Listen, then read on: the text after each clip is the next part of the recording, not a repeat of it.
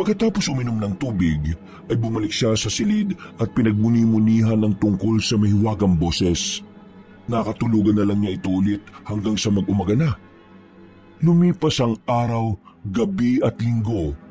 Mula sa Maynila ay lumipad ang magkapatid papunta sa probinsya kung saan nga ikakasal ang pinsan nilang si Juan sa mapapangasawa nitong si Mildred. Isang linggo ang hininging bakasyon ni Zian sa kanyang pinagtatrabahuan na naaprubahan naman kaagad. Samantalang si Dalmia ay ipinaubaya na lang muna sa tauhan niya ang maliit niyang coffee shop. At katulad ng napag-usapan, mula sa airport ay sinundo silang magkapatid ng kotse. Ang driver nga ay si Andred, na isa sa mga kamag-anakan ng tiyang amin nila dun sa probinsyang yon. Matagal na panahon na rin hindi nakikita ang magpipinsan, kaya aminin man ni Zian o hindi, ay talagang excited siya na makita ang mga kamag-anakan nila rito.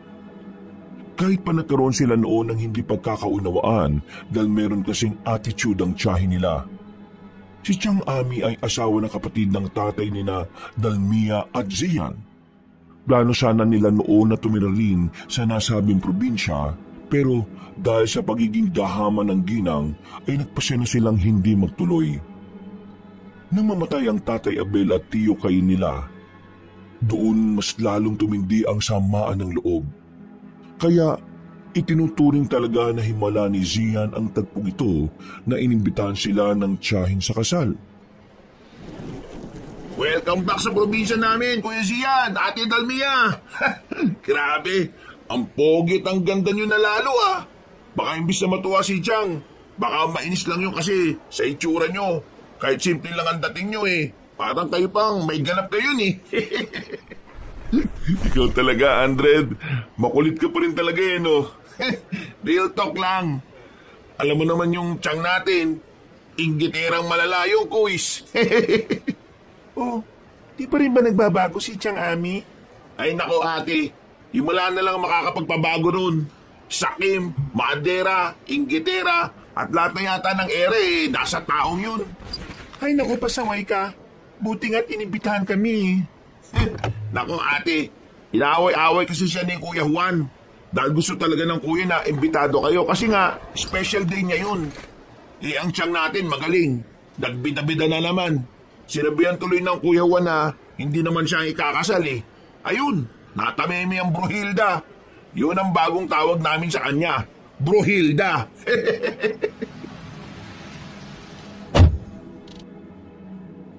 Sabay-sabay silang nagtawanan habang sinasalansa ng mga maleta sa likod ng sasakyan. Makalipas ang ilang saglit, ay magkakasunod na silang pumasok sa kotse at lumabas ng airport. Nagpatuloy na ang biyahe. Nagpatuloy sila sa pagkukwentuhan hanggang sa biglang nanahimik si Zian. Habang sina Dalmia at Andred ay patuloy na nag-uusap. Uys, parang lalim ng iniisip mo ah. Sino ba yan? Dapat sinama mo na yung girlfriend o asawa mo. Sorry, Andred. Still single niyang si Kuya eh. Ha? Talaga? Sa gwapo mong yan, Kuis. Sayang naman ang lahi natin yan. Huwag ka maniwala dyan sa ate Dalmia mo. Nasa ibang bansa yung fiancé ko. Muntik na ako maniwala kay ate Dalmia. Pero, bakit nga kasi ang lalim ng iniisip mo dyan kanina? Ha? Oh, wala naman. Na-excite lang ako na makita ulit ng personal si Juan. Ano kayang itsura niya ngayon? Nako, nitong taon nagsimula sa mag-gym, Kuis. Kasi sabi, nakita ko rin sa Peslak ba yun? Yung sa computer, nakita ka niya nag-gym, kaya yun, nainggit. Nagpalaki rin ang katawan. Maskulado na pero hindi pa rin kagwapuan katulad mo eh.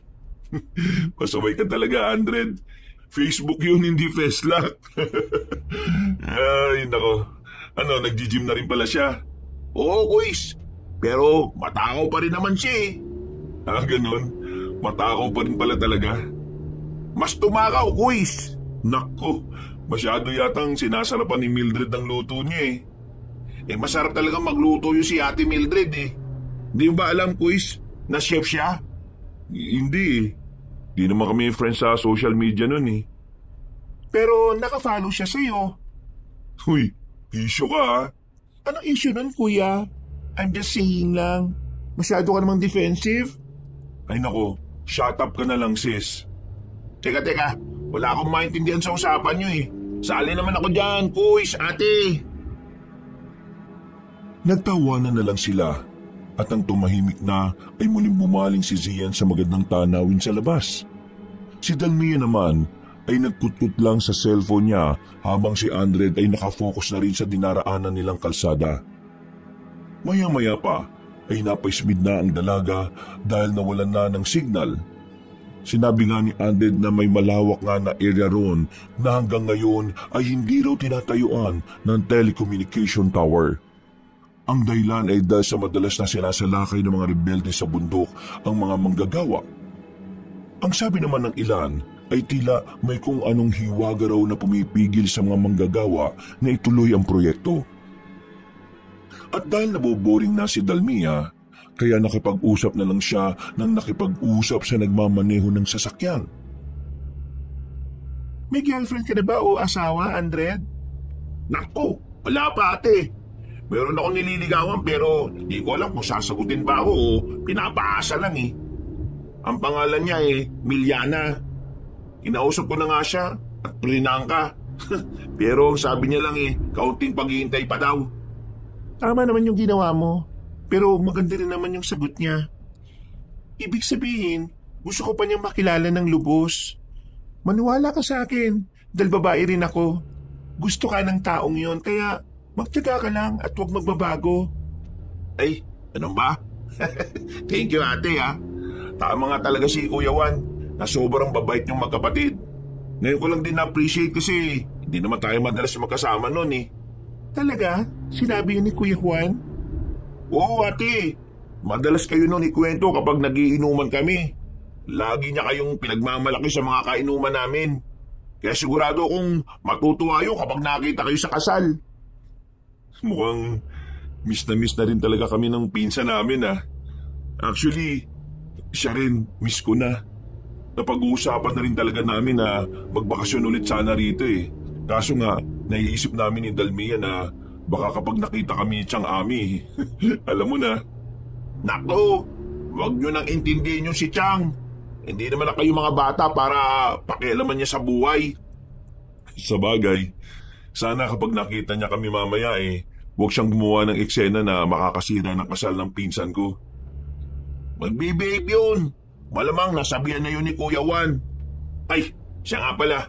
Medyo matagal yung biyahe natin ngayon kasi yung dating daan inaayos. Kaya doon ang daan natin sa kabilang bundok.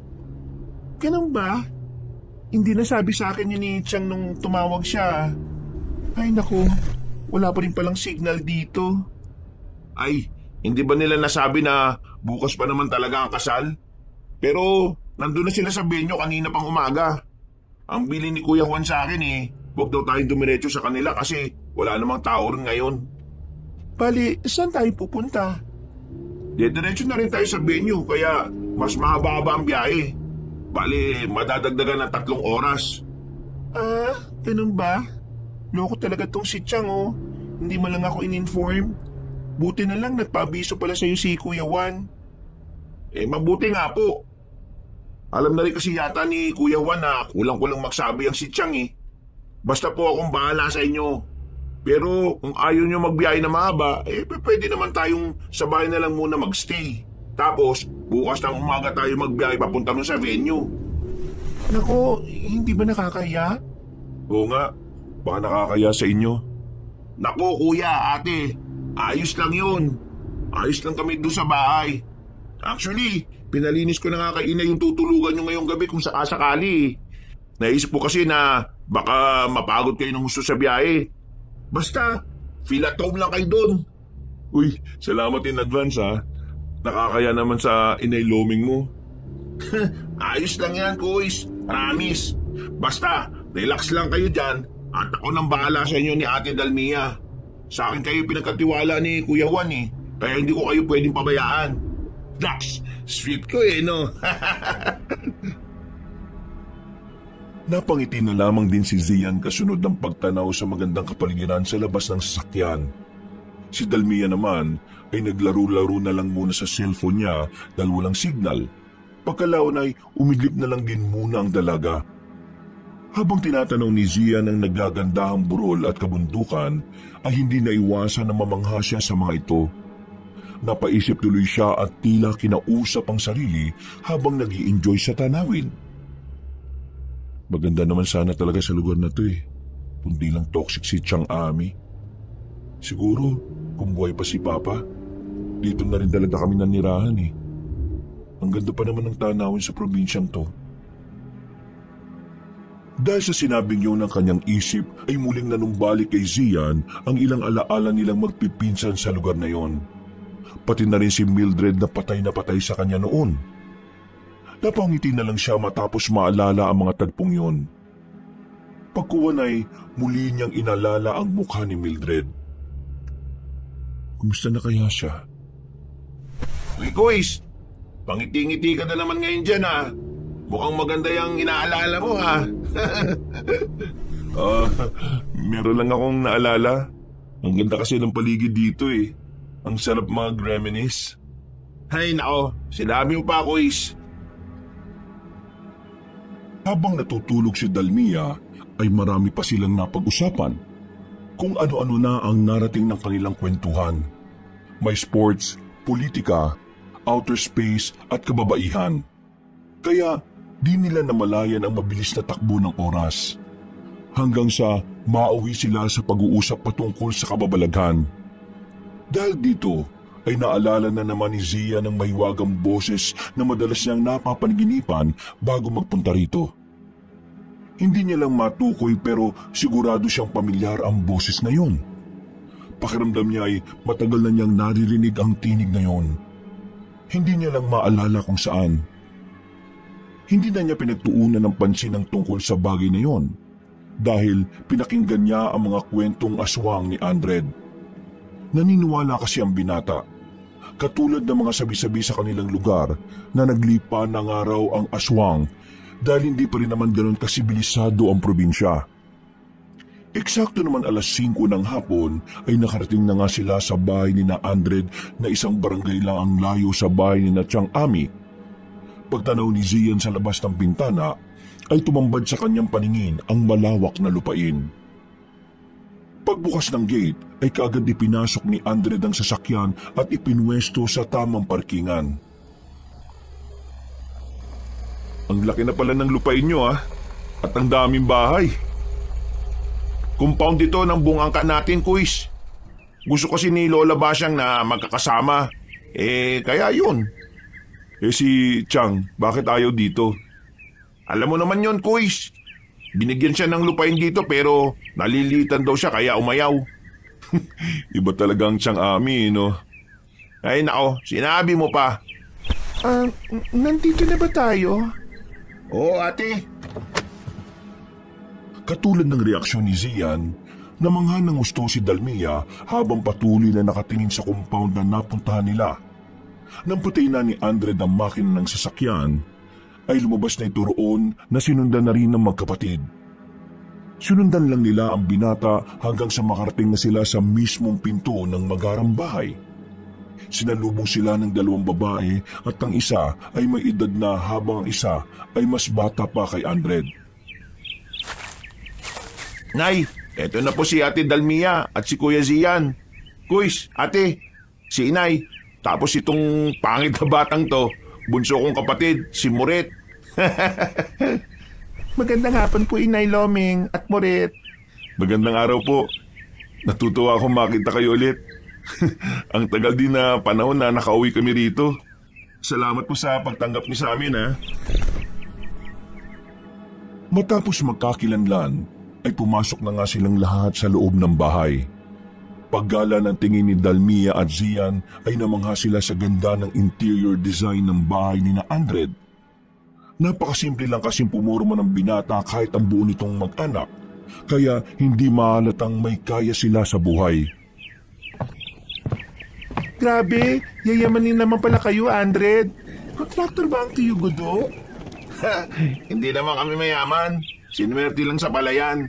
Saktuhan lang. Oh, dito na ang kwarto mo, Kuis. Tapos Ate Dalmia, yung sa'yo yung katapat. Relax lang muna kayo dyan ha, at magbibihis lang muna ako. Tatawagin ko na lang kayo kapag kakain na tayo ng hapunan. Matapos magkaintindihan, ay nagsarado kagad ng pinto ang dalaga. Si Zia naman ay saglit na inilapag ang maleta sa tabi ng kama, saka nahiga at pumikit. Nag-check siya ng cellphone pero sobrang hina ng signal kaya inilapag na lang niya ito. Pagkatapos noon ay nagpalit na rin muna siya ng damit na pambahay para mas maging komportable ang kanyang pagkilos. Pagiga, ay nakatulog siya ulit at muli na namang dumalo sa kanya ang kakatuwang panaginip na katulad pa rin ng dati. Nakatayo siya sa tapat ng isang baryo at sa bawat bintana ay nakikita niya ang mga matang namumula. Habang naririnig ang mga ungol na parang sabik na sabik siyang atakihin. Siyan? Sino ka ba? Bakit mo ako laging dinadalaw? Pinakikita ko sa iyo ang maaari mong sapitin, kaya umiwas ka sa kapahamakan. Ano bang ibig mo sabihin? Huwag na kayong tumuloy sa pupuntahan niyo dahil mapapahamak lang kayo. Pagkatapos sabihin ito ng mahiwagang tinig ng babae, ay biglang kumulog at kumidlat. Pagkatapos nang mapalingon ng binata sa mga kabahayan, ay nagulat siya dahil nasa labas na ang nilalang na kanina ay nakasilip lang sa bintana. Sa unang pagkakataon ay nakita niya ang nakakatakot na mukha ng mga yon, kaya nagimbal siya ng husto. Tumakbo siya ng tumakbo pero ang katawan niya naman ay hindi umaalis sa pwesto.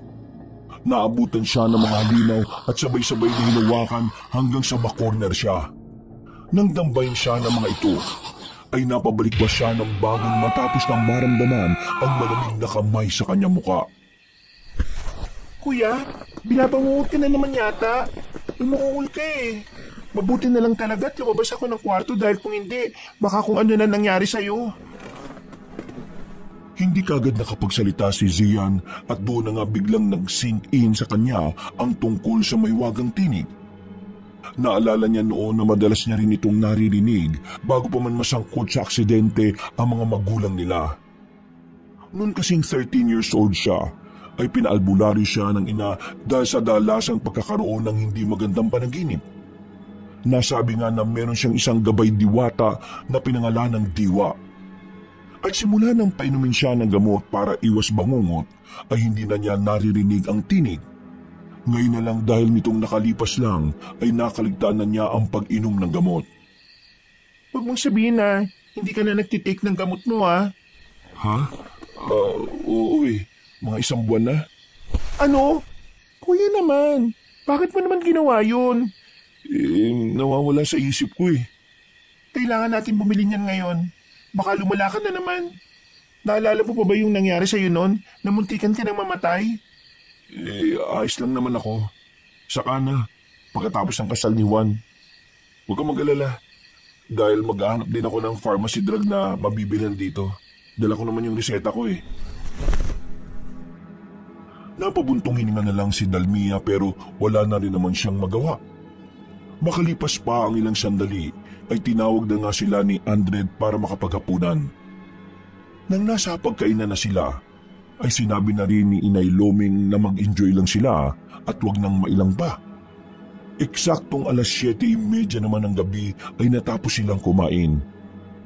At dahil maaga pa para matulog, kaya inaya muna ni Aldred ang magkapatid na tumagay kahit tig-2 bote lang ng beer. Hindi naman tumanggi ang dalawa dahil gusto rin nila ito para makatulog sila pare-pareho ng mahimbing. Nag-inom silang 3 sa balkonahe sa ikalawang palapag ng bahay at masayang nagkwentuhan habang inuubos ang 6 na pirasong bote ng beer. Matapos ang masayang palitan ng mga kwento, ay nakaramdam na rin ng antok si Dalmia kaya nauna na siyang magpaalam sa 2 lalaki. Naiwan nga sina Zian at Aldred na nagkukwentuhan kahit wala nang iniinom na alak. Siya nga pala, ang kwento mo kanina tungkol sa aswang. Totoo ba na may baryo dito na puro aswang? Ang sabi ng mga nakakatanda, meron daw.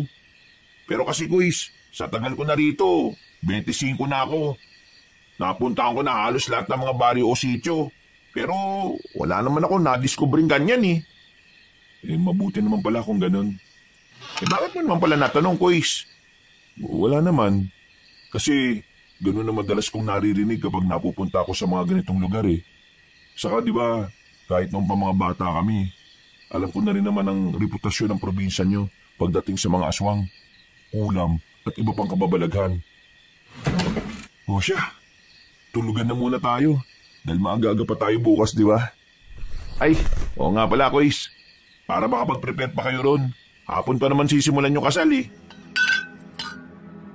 Nagtulong na nga sila na magligpit ng mga kalat at pagkatapos ay nagkanya-kanya na sila ng tulog.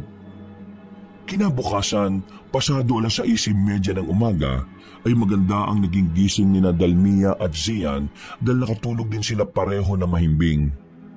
Matapos makapagilamos ng muka, ay bumaba na sila pareho at nagtungo sa kusina kung saan ay naabutan nila si Inay Loming at Muret. Bumati lang sila na magandang umaga at sinaluhan ng mag-ina sa pagkain.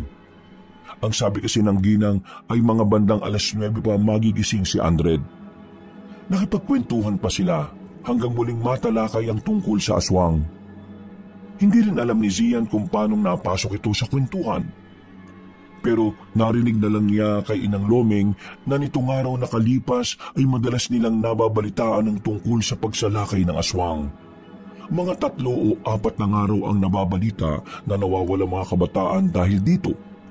Kaya sa buong bayan ay mas tumindi ang curfew na nagsimula nitong nakalipas lang.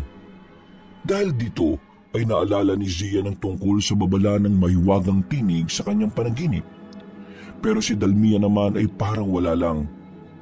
Wala kasing kamalayan ng dalaga tungkol sa bagay na ito. Sigurado ang matipunong lalaki na may katotohanan ng babalang yon. Dahil ganito rin ang nangyari bago maaksidente ang mga magulang nila at ang tsuy na asawa ni Chang Ami. Sana naman, walang mangyari masama sa amin. Lord, gabayan mo po sana kami. Ilang saglit pa ay nagising na nga rin si Andred. Gumayak kagad ito at nag-almusal at bago mag-alas 10 ng umaga ay umalis na silang 3. Sakay ng kotse ay kaagad na nagmaneho si Andred palabas ng compound.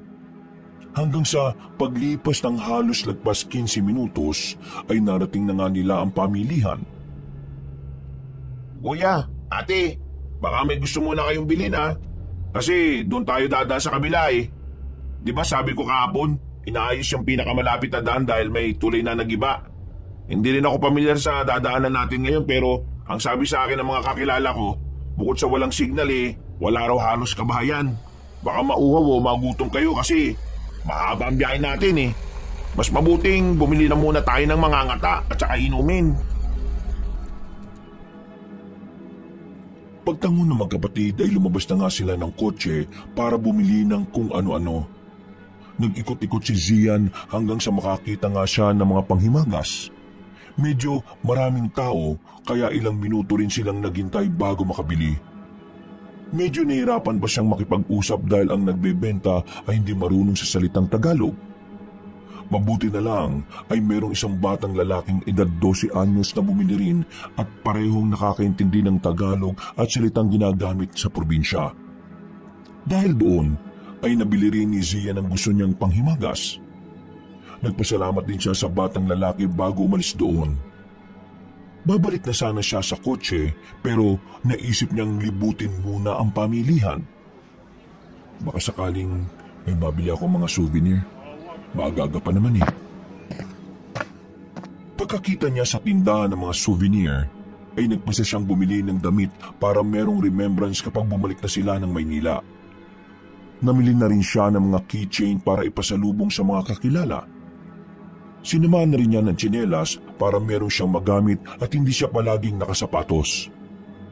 Nang mabili na ang dapat na mabili, ay nagmadali na siyang pumunta sa parking area. Nakita niyang nakasimangot na si Dalmia sa kanya, kaya nagmadali siyang pumasok sa loob ng sasakyan.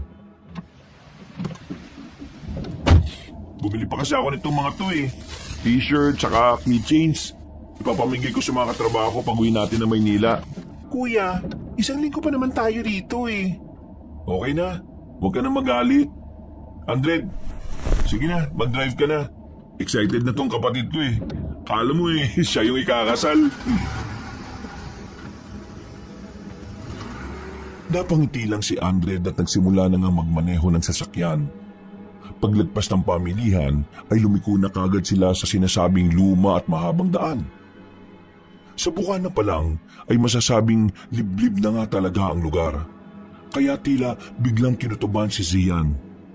Subalit ipinagsawalang bahala niya lang ito dahil may tiwala naman siya kay Andred. Medyo creepy nga yung daan eh. Kahit maliwanag, masyado kasing liblib eh. Wala bang nagtitrim ng mga puno-puno rito para naman medyo maliwanag at maaliwalas? Wala ate. Ang totoo niyan, mag-iisang buwan pa lang talagang nagagamit tong daan na to. Simula nung nasira yung sa kabila. Marami nga nagsasabi na ang creepy. Kaya hanggat maaari, iwas na iwas ang marami ditong dumaan eh. Kahit sino naman siguro, iiwas sa ganitong klase ng daan. Hindi na umimik si Zian. Tumingin-tingin lang siya sa mga kapunuan habang patuloy ang pagdadrive ni Andred. At ilang saglit pa nga ay meron silang namataan na batang lalaki na may bitbit na 2 malalaking supot. Ito yung batang lalaki na tumulong kanina kay Zian habang bumibili siya ng panghimagas. Nang makita niyang tila hirap na hirap ang kawawang bata, ay pinahinto niya si Andred na nagtataka naman. Hinto mo, sige na. Kilala ko yung batang yan. Sigurado ka, Kuis? Oo. Lumagpas lang sila na kaunti sa batang lalaki at pagkatapos ay huminto na nga ang sasakyan. Dali-dali bumaba si Zian at nilapitan ng batang lalaki na tila nagulat at natakot. Huwag kang matakot sa akin. Tandaan mo pa ba ako? Ako yung tinulungan mo kanina na bumili dun sa tindahan ng pangimagas. Opo. Namumukhaan ko po kayo. Bakit po? Ako pala si Zian. Kuya Zian. Ikaw naman? Gaza po. Ano pong kailangan nyo, kuya? Wala naman akong kailangan. Gusto mo ba na umangkas na lang sa amin? Mukhang mabigat yung dala-dala mo eh. At papunta ka rin sa dadaanan namin. Halika na, sumabay ka na muna sa amin para hindi ka na mahirapan. Ay, hindi na po, kuya. Sige na. Please, mukhang mabigat kasi yung dala mo eh. Tulong ko na rin dahil sa ginawa mo kanina. Huwag kang mag-alala dahil hindi naman kami masasamang tao eh. Yung nagmamaneho ng sasakyan, taga rito lang din yan. Kami lang ng kapatid ko yung dayo rito. Atin kasi kami ng kasal ng pinsan ko eh. Doon pa sa kabilang ibayo. Ganun po ba? Oo. O ano, tara na. Sige na nga po. Dahil mapilit ka po. Pero doon lang po ako bago sa pagliko pa kaliwa. Kasi sabi niyo po, di ba, didiretso kayo? O sige, no problem. Pagkasakay ng batang lalaki ay kaagad na pinandar ni Andred ang sasakyan. Napatingin naman si Dalmia sa batang lalaki at tila kakaiba ang pakiramdam niya sa batang ito. Kung titingnan kasi ay parang kakaibang bata si Gaza. Bukod sa maputla at mapayat, ay parang may kung ano siyang amoy na hindi maintindihan. Hindi na lang pinahalata ng dalaga dahil ayaw niyang mailang ang batang lalaki. Ibig mong sabihin, kung dito ang daan mo may mga kabayan din sa banda rito? Opo, meron pong baryo sa banda rito pero looban pa po eh. Looban pa. Kasya naman ang sasakyan. Opo, pero medyo lubak na po yung daan doon at saka pataas. Kaya okay lang po kahit sa Bukana na lang po ninyo ako hihatid. Naku, hindi. Ihatid ka namin mismo doon sa baryo nyo. Di ba, Andred? Okay lang naman. Basta kaya ng sasakyan. O, di ba? Sabi ko sa iyo Kaya huwag ka na maya. Sigurado po ba kayo? Oo naman. Ako, hindi ako sigurado, kuya. Baka mali tayo sa kasal eh. Nakakaya naman kung aasa tayong very important person doon, kuya. Ikaw naman. Hindi naman tayo abay sa kasal eh. Invited lang naman tayo. Maniwala kayo sa akin. Makita lang tayo ni Juan na mag-attend masayang-masaya na yon. Ay nako, bahala ka na nga. Yan ka na naman kuya eh. Pala desisyon ka eh. Mabigat nga kasi itong dala ni Gaza. Saglit lang naman yun eh. Huwag na po kaya kuya. Nakakayaan naman sa kanila eh. Ay nako, huwag mong intindihin yung mga yan. Magtiwala ka sa akin, Gaza. Ihahatid ka namin hanggang sa inyo. Diba, Andred? Siyempre. Kaya relax ka lang dyan, Utoy. Nagpatuloy na nga sila sa biyahe habang nag-i-enjoy si Zian na kausap si Gaza. Natutuwa siya dahil madaldal rin ang batang lalaki na talagang sumasagot sa lahat ng mga tanong niya. Matagal ka na bang nakatira sa baryo niyo? Opo, doon na po ako lumaki. Parang liblib tong lugar niyo ah. Hindi ka ba natatakot? Sanay na po ako. Sabi nga po ng mga matatanda dito sa amin, itong lugar namin tirahan daw po ng mga kung ano-anong nilalang. Ha? Anong kung ano-anong nilalang? Basta mga hindi po normal na nilalang. Like aswang o mangkukulam, ganon? Opo. Shh!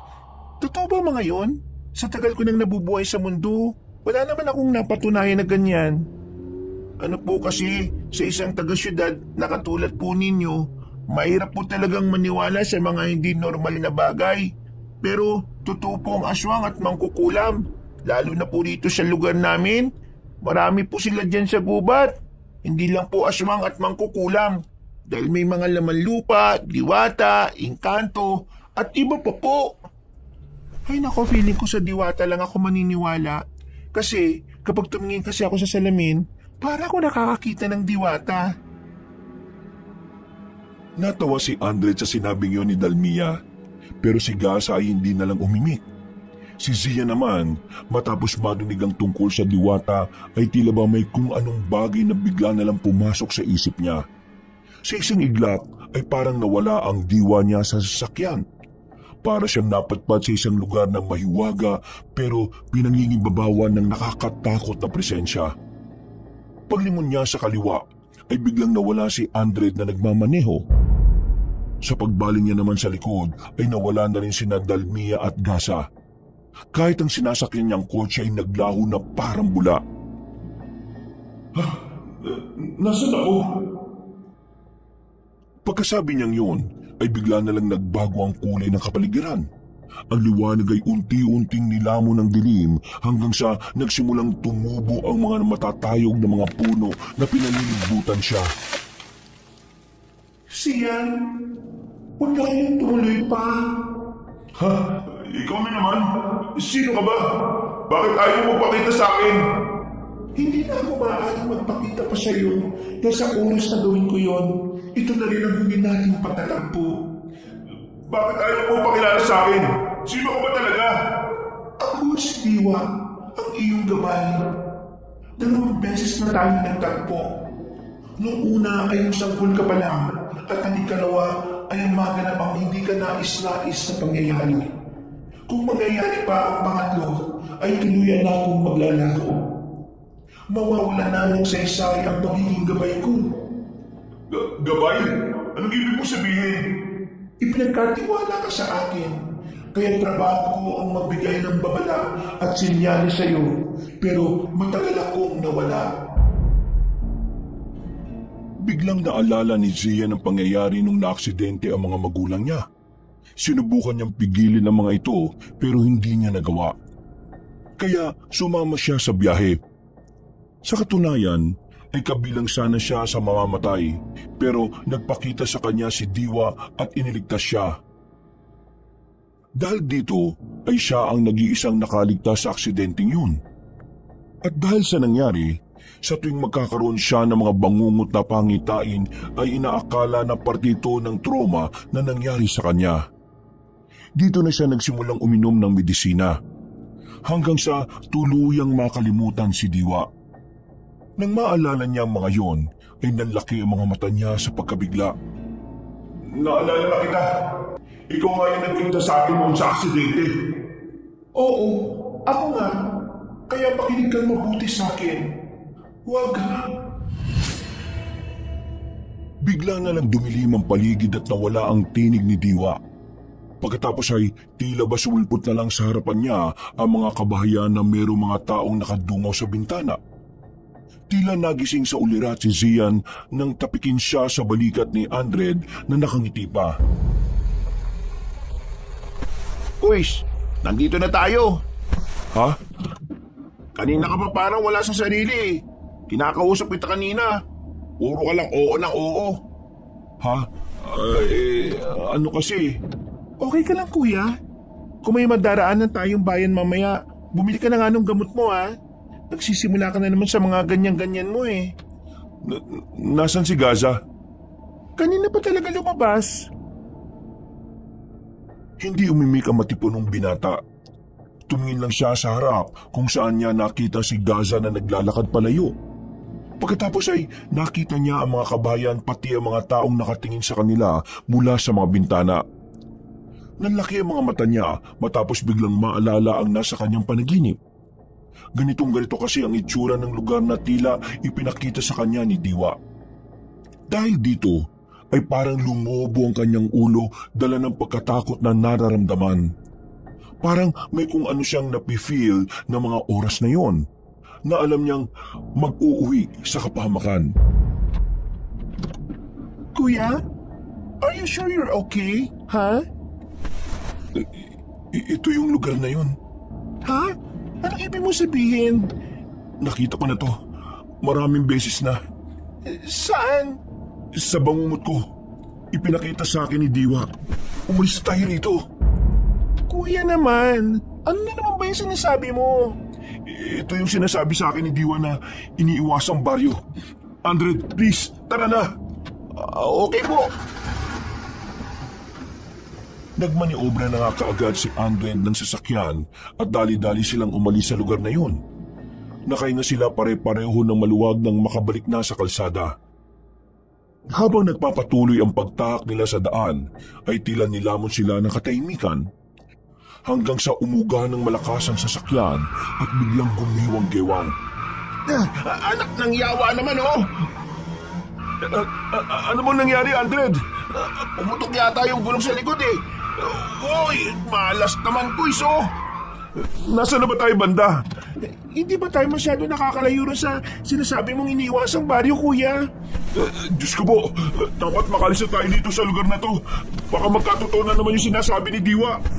Kuya naman, natatakot na ako sa mga sinasabi mo ha. Sino ba yung Diwa na yan? Can you please tell me what's going on here? Sinabi ko na to sa iyo noon, nung mga bata tayo, pero hindi ka naman naniniwala sa akin eh. Malamang, mga bata pa tayo noon, kaya hindi ko naman din matandaan yun, kuya. Sabihin mo na, ano ba kasing nangyayari dito? Siya yung nagbababala sa akin noon na maaksidente sila mama at papa at tiyo. Nitong bago tayo pumunta rito, palagi na rin siyang ulit nagpapakita sa panaginip ko. Pinakita niya yung baryo na yun. Ang sabi niya, umiwas tayo ron dahil... Dahil? Mapapahamak tayo. May mga nakita kong aswang sa lugar na yun. Baryo yun ng mga aswang, kaya kailangan na natin magmadaling makalis dito. Namilog naman ang mga mata ni Dalmia at Andred pagkarinig sa sinabing yun ni Zian. Nangamba rin sila dahil kung may katotohanan ng sinasabi ng matipunong lalaki, sigurado nga na delikado at alanganin ang mga buhay nila ngayon. Kagad kinuha ng dalaga ang cellphone at naghanap ng mainam na signal. Nang makita na ay sinubukan niyang tawagin ang kahit na sinong kontak. Kaya lang ay kusang nagda-drop ang call dahil sa hina ng signal. My God, ano ba to? Walang tutulong sa atin dito, Kuya Zian. Anong gagawin natin? Andre, please, ayusin niyo na yung gulong habang maaga pa. Pinilit tumawa ni Andred dahil gusto niyang maging light lang para sa kanila ang mga pangyayari. Kita na kasi niya ang tensyon sa itsura ng magkapatid. Samantalang si Dalmia ay humanap ulit ng pwesto hanggang sa magkaroon ng 2-signal bar. Dali-dali na lang siyang nag-text kay Kuya Juan para ipalam na naflatan sila ng gulong at kailangan nila ng tulong. Bago mawala ng signal ay ipinaalam na rin niya na nasa lumang daan sila, malapit nga sa kinaroroonan ng iniiwasang baryo. Ilang minutong inangat ng dalaga ang kamay para makasagap ng mainam na signal, habang ang dalawang lalaki naman ay madalian na binaklas ang gulong na naflat. Yes! Nasend na guys kay Kuya Juan. Siguradong may darating ng tulong sa atin. Ate, sana ma-realize mong nasa kasal ngayon si Kuya Juan. Mababasa niya ba yung text mo? Posibleng mamayang gabi o baka bukas na. Ay, shucks! Habang natataranta ang babae ay nag-focus naman ang dalawang binata sa pag-aayos ng gulong. At sa kinamalas-malasan nga naman nila, ganun na lang ang gulat ni Andred nang makita na flat din ang ekstrang gulong. Manong, sigurado akong hindi flat to eh. Chinek ko ba to kanina bago tayo umalis eh? Baka may ginawa yung batang yun. Nak ng teting naman oh. Mukhang siya ang nagplano ng pagka-flat ng gulong natin. Kuya, kasalanan mo to eh. Kung di mo sinabay yung batang yun, hindi sana mangyayari to. Ate, kuya, wag na tayo magsisiyan. Habang naghihintay tayo ng mga sasakyan dadaan, mas mabuting itulak na muna natin itong sasakyan. Kapag pababa, sasakay tayo pare-pareho. Kapag naman pataas, magtutulak tayo na magtutulak. Makakarating din tayo sa patutunguhan natin. Kaya wag na kayo mag-away na magkapatid. Please? Dahil sa sinabing yun ni Andred ay nanahimik na lang si Dalmia at pumasok na sa loob ng sasakyan. Ganun na nga ang ginawa nilang dalawang lalaki. Sakay tulak sila ng maraming beses. Mabuti na lang ay medyo makulimlim ang paligid at hindi masyadong tirik ang araw. Nagpatuloy sila sa pagsakay tulak hanggang sa madaanan na nila ang matayog at nilulumang arko. Nakatinginan sila na halata ang kaba at takot sa mga mata nito. Pareho silang napahinto dahil sa kakaibang pakiramdam. Pero pagkalaon ay nagpatuloy pa rin sila sa pagtutulak ng sasakyan. Saglit na tumingin si Zian sa kanyang relo at nagulat siya nang makita na mag-aalas 3 na ng hapon. Saka siya muling napalingon sa nasabing arko at biglang napa-sign of the cross. Kalma lang, Kuis. Makakalampas din tayo rito. Kasalanan ko lahat to eh. Huwag mo nang sisihin ang sarili mo. Wala na rin naman tayong mapapala kapag ginawa mo yan, Kuis. Salamat ah. Pero kung nakinig lang sana ako sa pangitain ko, kay Diwa, hindi mangyayaring ganito sa atin eh. Magiging ayos lang ang lahat. Iwala lang, Kuis. Maya-maya, may dadaan din namang sasakyan dyan at makakahingi tayo ng tulong. Wala nang umimik sa kanilang dalawa. Tahimik at patuloy na lang tinulak ang sasakyan kahit damang-dama na ang pagod.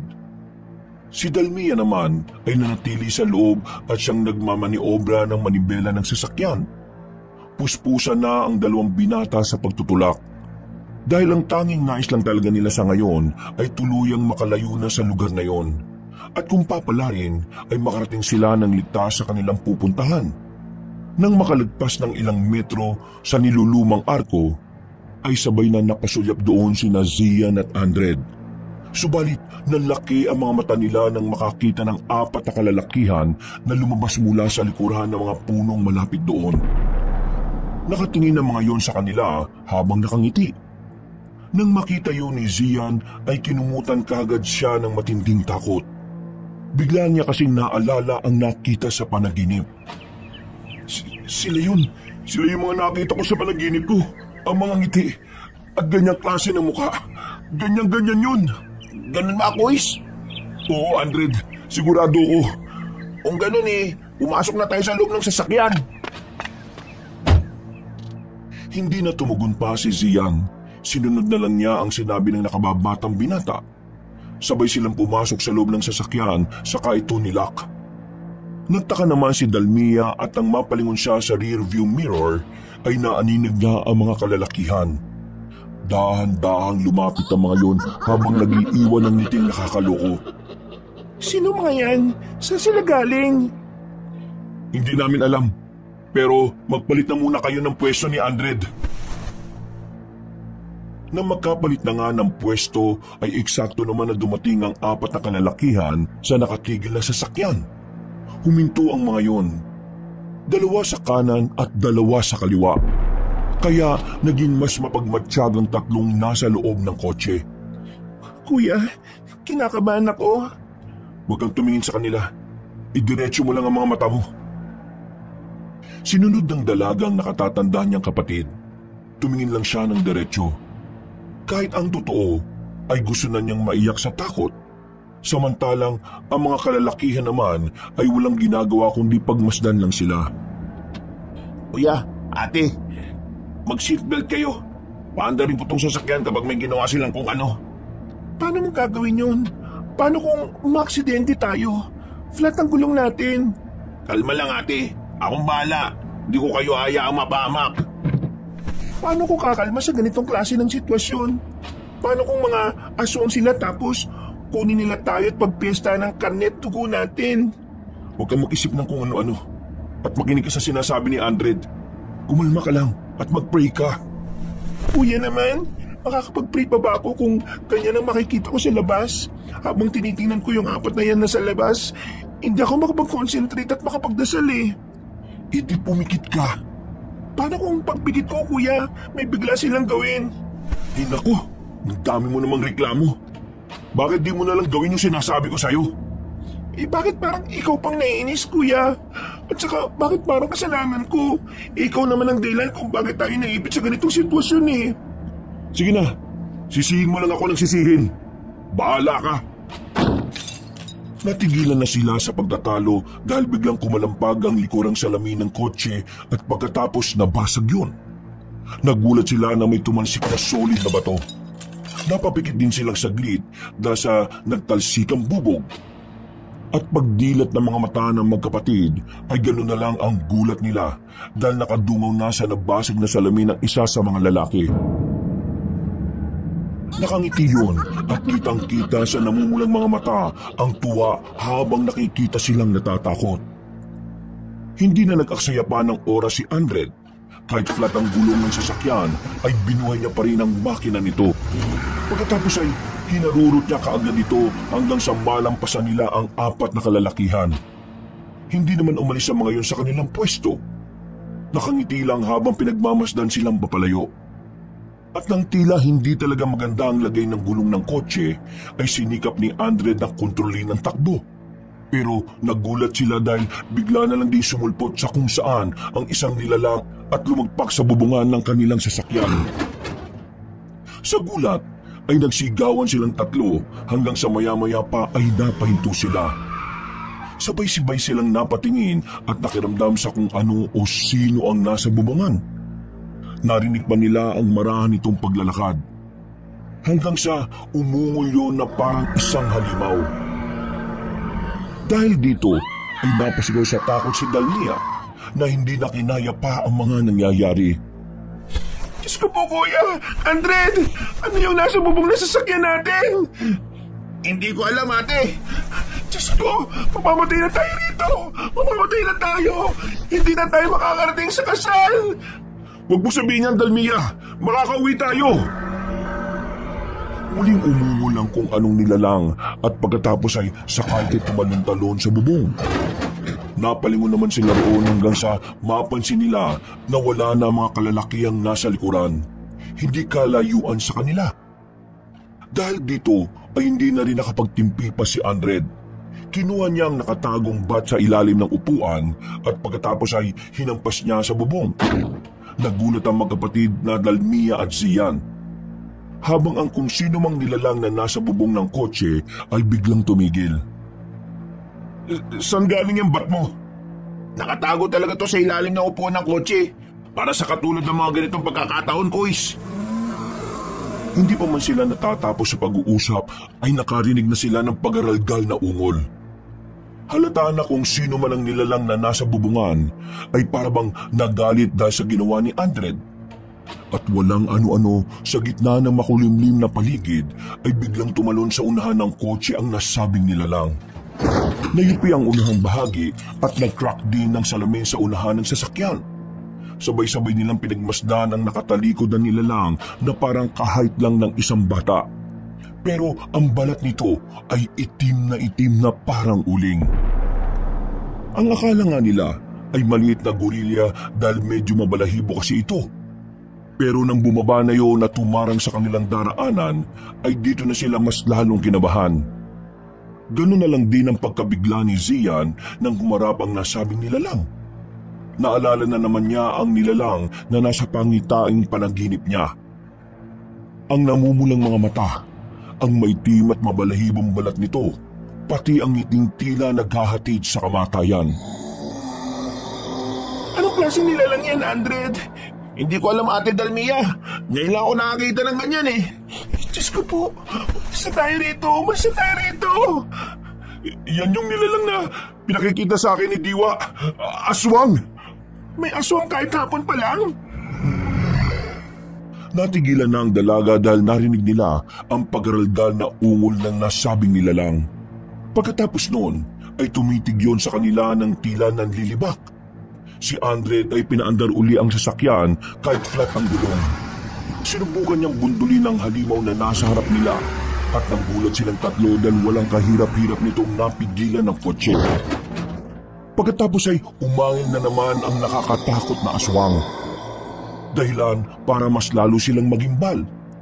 Hinawakan nito ang unahan ng kotse at piniga ito.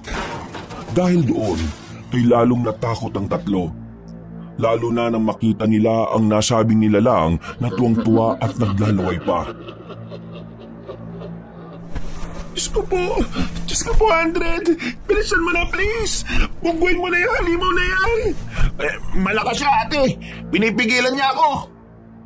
Ilang saglit pa ay naramdaman na nila na tila umuga ang sasakyan.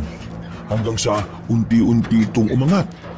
Pagtingin nila ulit sa nasabing aswang ay tuwang-tuwa pa rin ito habang patuloy na naglalaway. Inaangat niya yung sasakyan! Patay na tayo rito! Buksan niyo yung pinto! Tatalon ako! Mamamatay na tayo rito, kuya! Huwag mong sabihin yan! Diyos ko po! Bilisan niyo na, guys! Bago pa matapos ni Zia ng pagsasalita, ay umangat na naman tuluyan ang sasakyan. Napakapit silang tatlo sa upuan habang nakatingin sa aswang na tuwang-tuwa at naglalaway. At hindi nila inexpect ang sumunod na nangyari. Lalo na nang marinig nila ang tono ng boses ng nasabing halimaw. Kumusta, Kuya Zian? Gasa? Ako nga po! Bakit mo ito ginagawa sa amin? Wala naman kaming ginawang masama sa iyo. Tinulungan ka pa nga namin, di ba? Umalis na kayo kagad! Gusto ko lang naman sana magpasalamat sa pagtulong mo sa akin. Sige, tinatanggap ko na. Ibaba mo na kami rito sa kotse. Palisin mo na kami, Gasa, dahil may kailangan kaming puntahan. Gagawin ko lang yun kapag iniwan niya si Ate Dalmia. Anong sinasabi ng halimaw na yan, kuya? Kitang-kita ko ang reaksyon niya kanina. Para siyang nandidiri sa akin eh. Kaya mga katulad niya ay hindi dapat mabuhay. Ha? Sorry na. Sorry. Kuya, huwag mo ko ibibigay sa halimaw na yan. Kapag di niyo yung ginawa, ay wala akong magagawa kundi sama-sama ko kayong ibabalik sa baryo. At sila nang bahala sa kung anong gagawin nila sa inyong tatlo. Please naman, Gasa. Alam mo naman na wala kaming ginawang masama sa iyo, di ba? Kung ano man ang ginawa ng kapatid ko, ako na humingi ng tawad. Palisin mo na kami. Ibaba mo ng sasakyan, parang awa mo na. Hindi ko magagawa yun. Pasensya na, Kuya Zian. Nandiyan na sila. Kaya ito na lang ang naisipan kong paraan. Nagulat na ang tatlong nasa loob ng sasakyan dahil malakas na inangat ng batang aswang ang kotse sa kahinagi sa gilid ng kakahuyan. Pababayo na parang maliit na bangin, kaya dumauso silang tatlo habang nagsisigawan sa takot. Subalit, napabaling pa si Zian sa kinaroroonan ni Gaza dahil nakita niya ang apat na kalalakihan na muling sumulpot. Para bang nakikipag-usap ang mga yon kay Gaza at pilit niyang iniintindi, subalit tuluyan ang dumaus-us ang sasakyan nila pababa. Hanggang sa bumunggo sila sa isang puno, dahilan para tumigil ang sasakyan. Tumama rin ang noo niya sa gilid ng kotse dahilan para magdilim ang kanyang paningin at mawalan ng malay tao. At habang walang malay tao, ay tila napunta na naman siya sa isang dimensyon kung saan nakikita niya ang malabong presensya ni Diwa. Nasaan ako? Pinalangin kita, Zian. Diwa, ikaw ba yan? Oo, hindi pa huli ang lahat. Bumangon ka na at umalis na kayo habang hindi pa lumulubog ang araw. Ano na ba nangyayari? Nasaan na ba kami? Malalaman mo yan kapag nagising ka na. At sana naman ay makinig ka na sa akin ngayon. Huwag kang magtiwala sa aswang na yon. Lumapit sa kanya ang kanyang gabay at saka siya hinawakan sa noo. Dahil doon ay napablikwas siya ng bangon at ganoon na lang ang gulat niya matapos maabutan ng sarili na nakatago sa bukana ng isang maliit na kuweba. Anong nangyari? Nasaan tayo? Salamat naman po at nagising ka na, kuya. Pansamantala tayo nagtatago dito dahil inaabot tayo ng 4 na kalalakihan. Yung mga lalaking huminto at bumasag ng salamin sa kotse kanina. Nasaan ang kapatid ko? Ayun, kuis, sa gilid. Wala pa rin tigil ang pag-iyak. Gusto ko na umuwi. Ayoko mamatay sa ganitong klase ng lugar. Kahit masakit pa ang katawan at ang ulo, ay bumangon na si Zian. Nilapitan niya ang nakababatang kapatid at umiiyak pa rin sa takot. Kitang-kita sa mukha ng dalaga ang trauma dahil sa mga nangyari sa kanila ngayon. Naawa man ay wala na ring magawa ang matipunong binata kundi yakapin na lang ang kapatid niya. Mas lalong napahagulgol ang dalaga kaya mas sinigpitan niya ang pagyakap. Para kahit papaano ay gumaan ang pakiramdam niya. Gusto ko nang umuwi, kuya. Umuwi na tayo, please. Makakauwi tayo, Dalmia. Kailangan mo lang din ng tapangan. Makakalis tayo sa lugar na to. Pero inaabol tayo ng mga nilalang na yon. Nagpakita sa akin si Diwa. Sinabi niyang makakalis tayo dito ng ligtas. Kaya huwag kayong mabahala. Kailangan lang natin mag-ingat. Tara na, bilisan na natin. Pero, kuis, pakagat na ang dilim eh. Ha? Paano nangyari? Matagal ka rin kasing nawalan ng mali kanina nung nahulog tayo sa bangin. Pinagtulungan ka nga lang namin buhatin kanina ni Dalmia eh. Hindi na nagpakita yung batang aswang pero yung 4 na lalaki kanina, sila yung umabol sa atin. Ha? Ganun ba? Naalala ko ngang bigla na may kinuwento noon yung lolo ko tungkol sa mga aswang na may kakaya magpalit ng anyo kahit may araw pa. Meron ba talagang ganun? Oo, kuis. Kambyon adlawan ang tawag sa kanila. Ang pangalan nito ay hango umano sa salitang kambyo o palit at araw. Tumutukoy yun sa kakayahan nilang makapagpalit bilang aswang kahit may sikat pa ang araw. Parang ganun yung batang si Gaza. Pero yung mga kalalakihan, hindi naman sila nagpalit ng anyong aswang kanina eh. Kung ganun, kailangan na nating umalis dito habang papalubog pa lang ang araw. Aabot pa ba tayo, kuis? Hindi ko alam. Hindi ba't ikaw ang taga rito? Pasensya na. Kinakabahan lang ako talaga eh. Hindi ko alam kung anong gagawin natin. Nangako pa naman ako kay Kuya Juan na hindi ko kayo pababayaan. Pero ito tayo ngayon, nalalagay sa alanganin. Ikaw na nga ang nagsabi kanina, di ba? Na wala nang oras pa para magsisiyan tayo. Magmadali na kayo. At aalis na tayo. Dahil kung magtatagal pa tayo dito, posibleng hindi lang ang lalaking yun ang humabol sa atin, kundi ang mga taga-bayo na mismo. Ilang beses na ipinakita ni Diwa sa pangitain kong lugar na yun. Kaya kung tutusin ako talaga ang may sala eh. Pero wala nang panahon para magturuan tayo kung sinong may sala. Kaya tara na. Nang okay na ang lahat, dala ang mga ginawa nilang sandata gamit ang bato at mga sanga sa kakahuyan, magkakasabay na nga silang umalis sa lugar na yun. Mga ilang metro pa lang ang layo nila Dalmia, Zian at Andred mula sa pinagtaguang kuweba, ay sumalubong agad sa kanila ang mabigat na katahimikan ng kagubatan. Ang araw ay unti-unti na ngang lumulubog. Tila ba pinapatingkad ang mapula at madilim na langit na parang nagsisilbing babala. Lumulusot ang mga anino ng mga punong kahoy sa kanilang daraanan at bawat tunog ng dahon na natatapakan nila ay ramdam ang nagbabadyang panganib.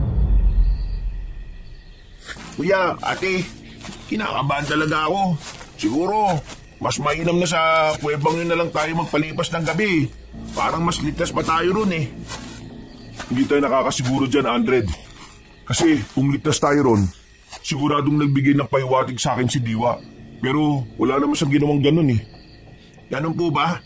Pero hindi ko alam ha. Basta kinakabahan talaga ako, Kois. Pasensya na ha. Walang problema. Huwag na lang tayo mag-iwahiwalay. At yung mga ginawa nating sandata, alam ko magiging malaking tulong to. Oo, sige. Naintindihan ko. Nantala ang kanilang pag-uusap dahil napansin nilang hindi mapakali si Dalmia. Napansin nila na parang tila nag-iba ang dating ng dalaga. Kung kanina ay para itong takot na takot, ngayon naman ay parang na-hyper at lumala ang pagkairita. Bigla tuloy naalala ni Zian na nagiging ganito nga pala ang asta ng nakababata niyang kapatid kapag nasosobrahan ng stress. Alam niyang dahil sa nangyayari sa kanila ngayon ay tila inaatake na si Dalmia na matinding stress. Kaya lumilitaw ito sa kanyang kakaibang kilos. Hindi pa naman maipinta ang dalaga kapag ganito ang kanyang inaasal. Walang ano-ano ay huminto siya at inayos ang damit saka paulit-ulit niyang hinila saka nagkiskis ng mga palad. Uys, anong nangyayari kay Ate Dalmia? Bakit parang kakaibang kinikilos niya? Naloko na. Sa palagay ko inaatake na siya ng matinding stress. Matinding stress? Anong ibig sabihin nun? Ang lakit ng katawan ko! Nakakairita!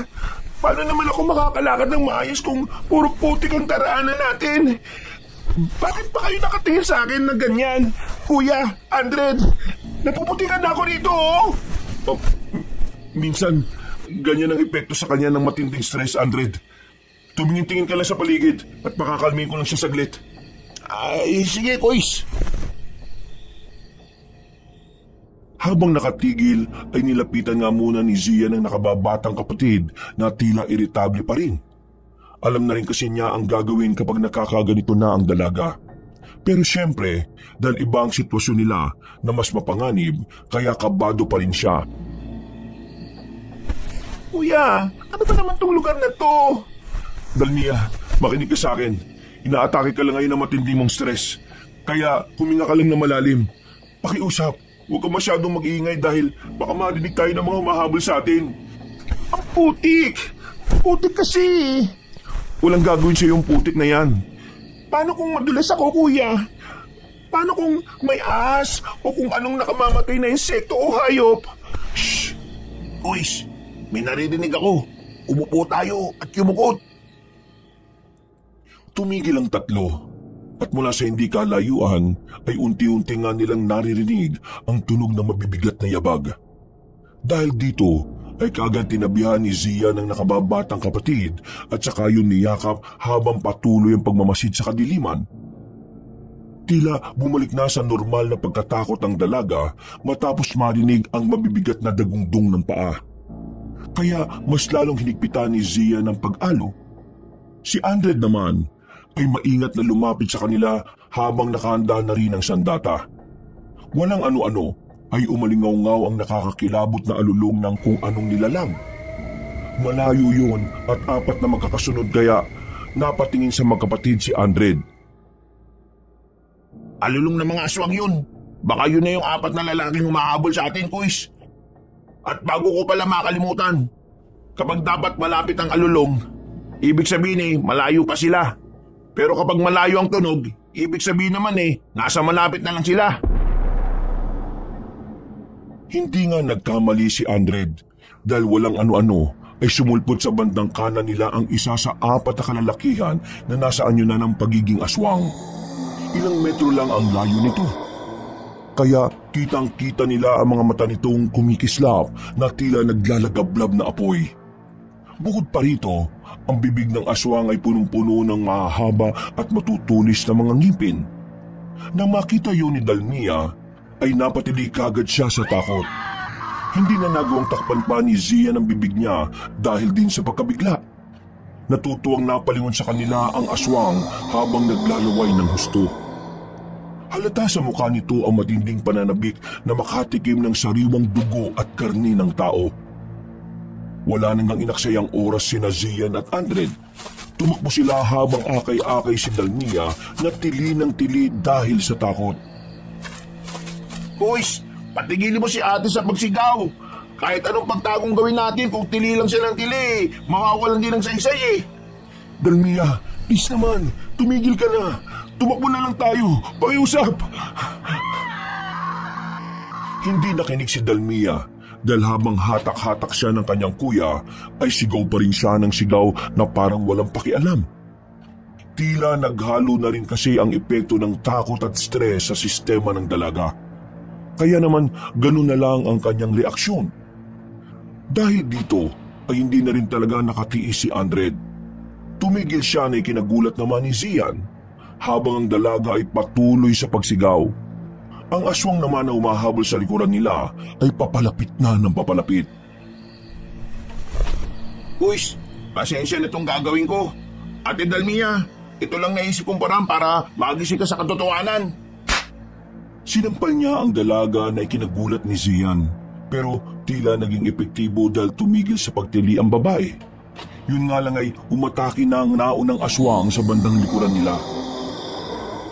Mabilis itong tumalon at sumunggab kay Andred. Sa tarantanang morenong binata ay nabitiwan niya ang hawak na ginawang sandata. Dahil naman sa pagkagulat ay natulala muna ang magkapatid. Habang pinagmamasdan lang ang kanilang kasama na pilit na nakikipagpambuno sa aswang. Nagising lang sa ulirat si Zian nang marinig ang malakas na pagsigaw ng tulong ni Andred.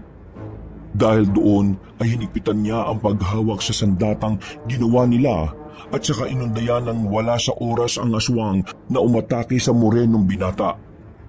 Tumama ito sa malambot na ulo ng aswang. Isang malakas na sigawang umalingaw-ngaw at bumagsak ito kay Andred. Dali-dali namang inalis ng nasabing binata ang nakapatong na aswang at saka siya umatras. Habang pinapahid ang itim na dugo na kumalat sa kanyang katawan. Patay na ba siya? Hindi ko alam, Kuis. I-check mo. Bago pa matapos ni Zia ng pagsasalita, ay biglang bumangon ang nasabing aswang at gumapang palapit kay Andred. Pero nakuha na ng morenong lalaki ang sandata niya kanina at ito ang ginamit niya.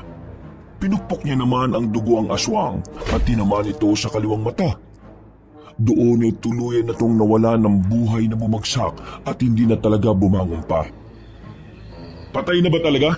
Hindi ko alam, Kuis. Pero tumakbo na tayo habang wala pa yung iba.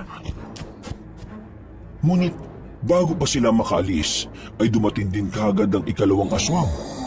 Narinig kasi nito ang pagsigaw kanina ng kasamahang napatay nila. At nang makita ngang nakahandusay na ang naunang aswang at wala ng buhay, umangil ang ikalawang aswang at saka sila sinugod. Tinangka nitong sunggaban si Dalmia dahil doon ang pinakamalapit. Subalit dahil tila wala sa sarili ang dalaga, napatingin lang siya sa aswang. Hindi na rin nagawa ni Zian at Andred na tumakbo palapit para tumulong. Alam nilang huli na. Dalmia, takbo na! Bilisan mo na! Ate, takbo na, bilis! Umalis ka na dyan! Mapapatay ka ng aswang! Ha? Diyos ko po! Napapikit na lamang si Zian at Andred dahil ayaw nilang makita na malapa ng aswang si Dalmia. Pero tila inayunan na naman sila ng swerte. Sa pag-iwas-iwas ng dalaga ay nadulas siya sa puti at aksidenteng natapakan ng isang malaking bato. Gumulong-gulong ang dalaga papunta sa kinaroroonan ng dalawang lalaki. Habang ang batong natapakan niya ay tumalsik at tumama sa mismong nakangangang aswang. Pumasok yun sa bibig ng halimaw, kaya natigilan ito dahil tila nahirinan sa nangyari. At habang pinipilit na iluwa ang bato, ay hindi na rin ito napansin ang kanyang sitwasyon. Nang mapatapak sa putikan, ay saka rin ito dumaus-us palapit kina Zian at Andred. Nang makita yun ng dalawang binata, ay wala na silang inaksayang oras. Pinag-aampas kagad nila ang nasabing aswang. Hindi na nila ito hinayaang makapalagpa. Sinunod-sunod nila hanggang sa mapatay na ito ng tuluyan. Pero ang totoong naging sanhi ng kamatayan nito ay dahil sa batong bumara sa lalamunan. Nang makita at maamoy ni Dalmi ang dugo ng aswang, ay napatras siya at nagsimula na namang mataranta. Gusto ko na umuwi, kuya.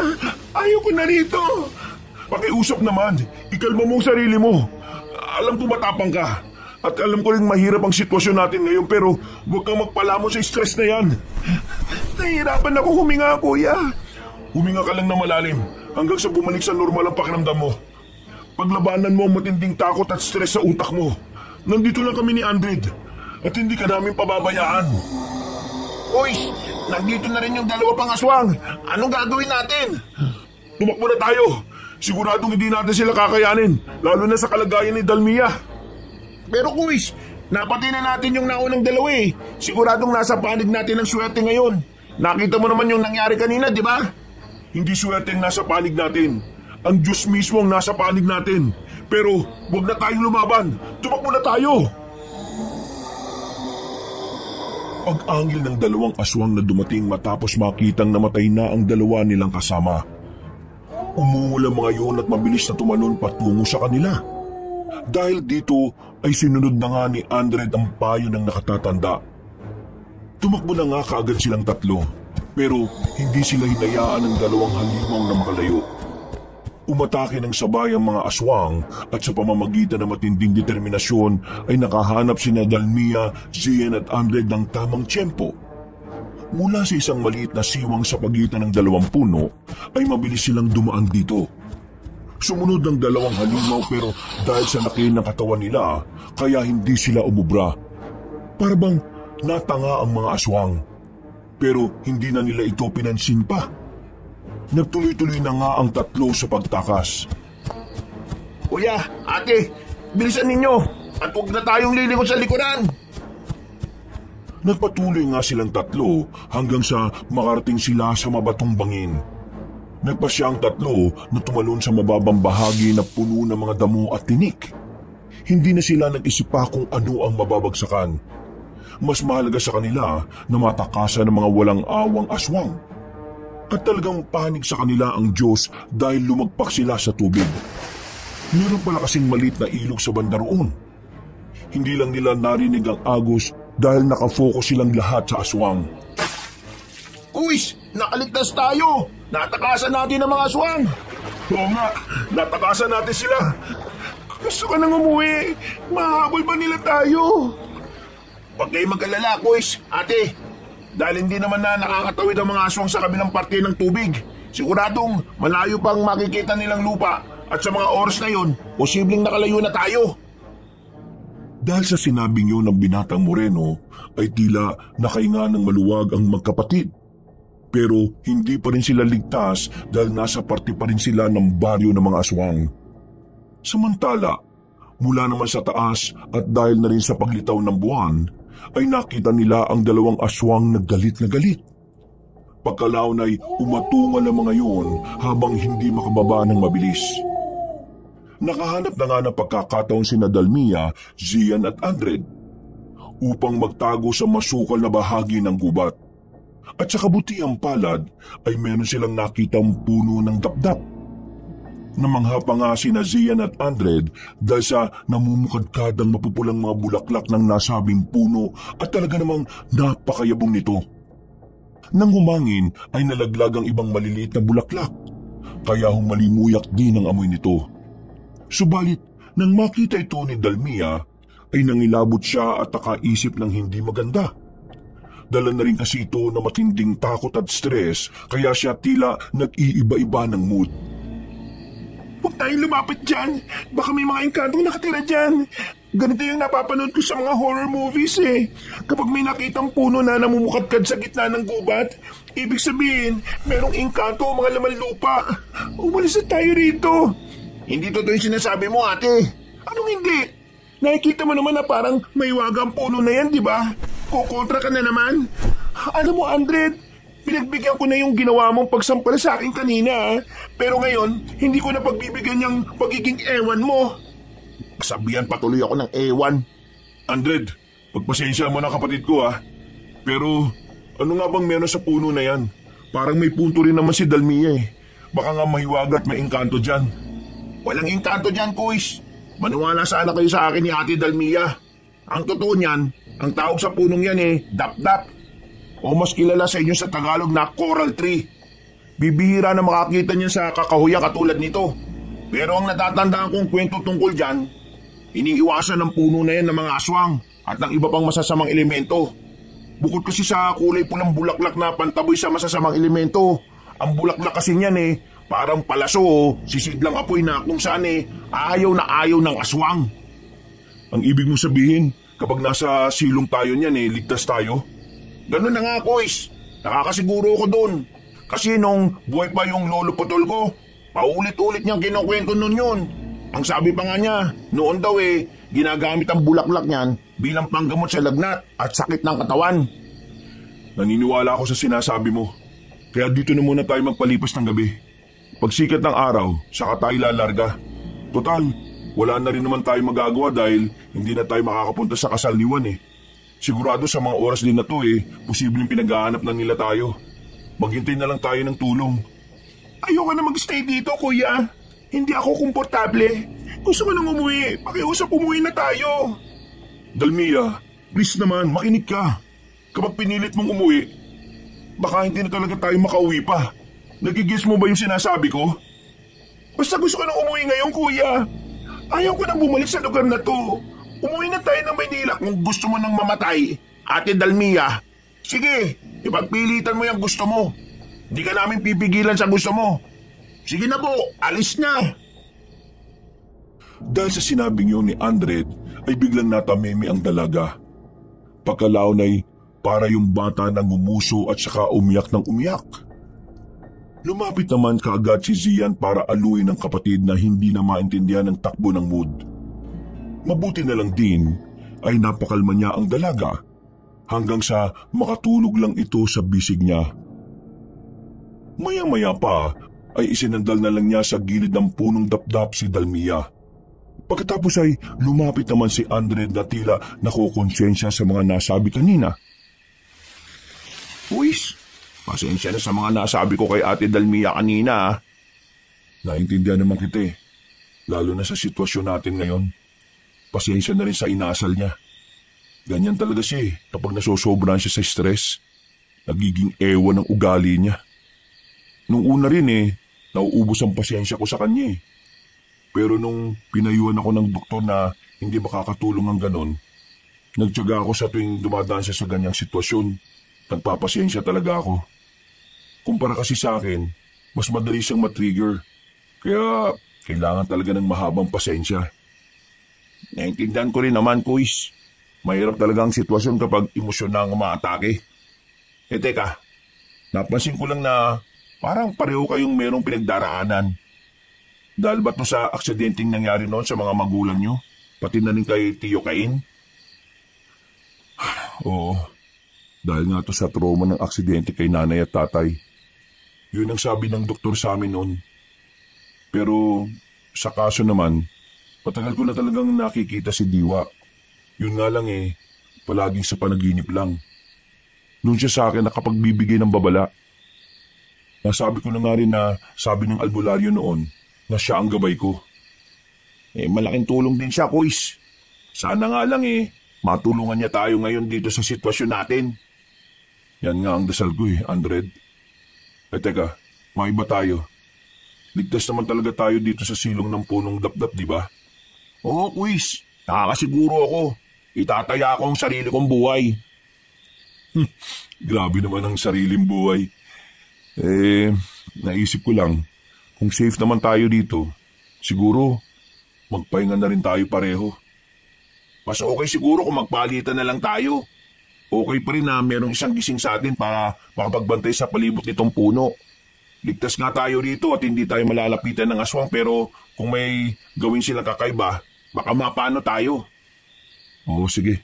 Tama. Ikaw na munang matulog. Gigisingin ko na lang kayo kapag may napansin akong kakaiba. Sigurado ka ba, Kuis?